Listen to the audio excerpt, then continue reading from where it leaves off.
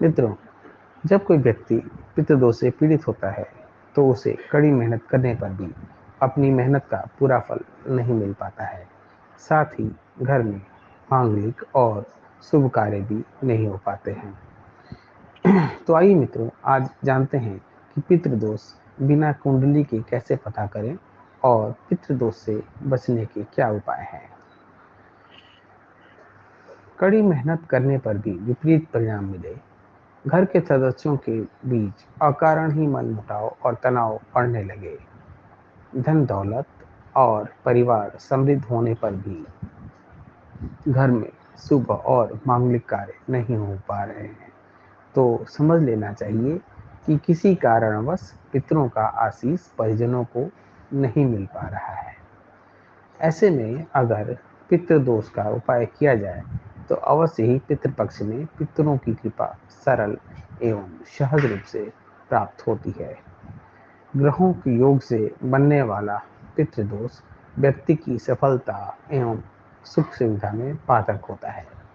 अगर किसी कारणवश व्यक्ति के पास जन्म पत्रिका का अभाव हो अथवा जन्म का सही समय, तारीख इत्यादि का ज्ञान न हो, तो व्यवहारिक जीवन से जुड़ी कुछ ऐसी बातों द्वारा स्पष्ट रूप से पितृदोष का संकेत प्राप्त हो जाता है। पितृदोष होने पर घर परिवार में कोई भी काम पूरा नहीं होता है और सभी ही कार्यों में रुकावटें आती रहती हैं। चिंता और रोग से लगातार धन हानि होने लगती है और अच्छी कमाई भी नहीं हो पाती और धन होने पर भी बचत नहीं हो पाती। ऐसी समस्याओं का सामना करना पड़ता है। पुत्र या पुत्री शिक्षित एवं आत्मनिर्भर होने पर भी उनके विवाह में देरी और बाधाएं आने लगती हैं। मन में एक अनजाना सा भय हमेशा बना रहना पितृदोष का एक महत्वपूर्ण चिन्ह है। जीवन में सब सुख सुविधा होने के बावजूद भी किसी भी कार्य में मन नहीं लगता है। डॉक्टरी जांच में सब कुछ नॉर्मल होने पर भी जब संतान न हो, घर में कलह कलह क्लेश का बोलबाला हो, मुकदमे के कारण धन, समय एवं स्वास्थ्य की हानि हो रही हो, तो यह सब पितृ श्राप के लक्षण बताए गए हैं। पितृ प्रसन्न तो देवता प्रसन्न। धर्मशास्त्रों में कहा गया है कि मनुष्य के सारे जप तप, पूजा पाठ, अनुष्ठान, मंत्र साधना आदि तभी सफल होते हैं जब उसके पितृगण प्रसन्न होते हैं। पितरों के प्रसन्न होने पर ही सारे देवता प्रसन्न होते हैं। पितृगण के अतृप्त होने पर जीवन में अनेक प्रकार की बाधाएं आती हैं। पितृपक्ष में यमराज करते हैं पितरों को मुक्ति, ताकि अपने वंशजों द्वारा तीर्थ होने पर दे सके आशीर्वाद।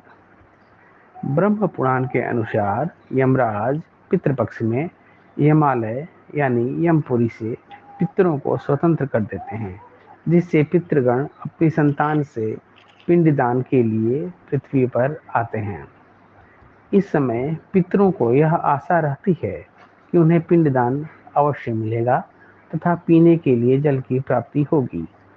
लेकिन पिंडदान आदि न प्राप्त होने पर पितरों की आशा निराशा में बदल जाती है और वह दुखी मन से श्राप देकर लौट जाते हैं। श्राद्ध से तर्पित हुए पितर अपने वंशजों को आशीर्वाद देते हैं। पितरों की कृपा से सब प्रकार की सुख समृद्धि और सौभाग्य की प्राप्ति होती है। श्राद्ध न करने पर पितृ देते हैं श्राप। मित्रों, श्राद्ध न करने पर पितरों को पितृलोक में अन्न जल के अभाव की पीड़ा सहन करनी पड़ती है, जिससे श्राद्ध न करने वाले वंशजों को भीषण समस्याओं का सामना करना पड़ता है। पितरों को अतिरिक्त भोजन देने वाले को वर्ष पर्यंत अनेक कष्टों का सामना करना पड़ता है अगर वह अतृप्त लौटते हैं। पितृकोप से अभिशप्त परिवार के सदस्यों का सौभाग्य दुर्भाग्य में बदल जाता है और उन्हें अकारण ही रोग, शोक, दुख दरिद्रता का सामना करना पड़ता है। अन्न जल पाने के लिए पितृगण पितृपक्ष के दिनों में अपने पुत्र पौत्रों के घर के दरवाजे पर आकर बैठ जाते हैं। यदि पितृपक्ष की अमावस्या तक उन्हें तृप्त नहीं किया जाता है तो वह आशीर्वाद की जगह श्राप देते हैं, जो व्यक्ति के दुर्भाग्य का कारण बनता है। ज्योतिष के ग्रंथों से इसे पितृदोष कहा गया है। पितृदोष के कारण व्यक्ति की प्रगति रुक जाती है और वह जीवन भर दुखी एवं अभावग्रस्त रहता है। पितृदोष हर व्यक्ति को परेशान कर सकता है, इसके लिए इसका निवारण अत्यंत ही आवश्यक होता है।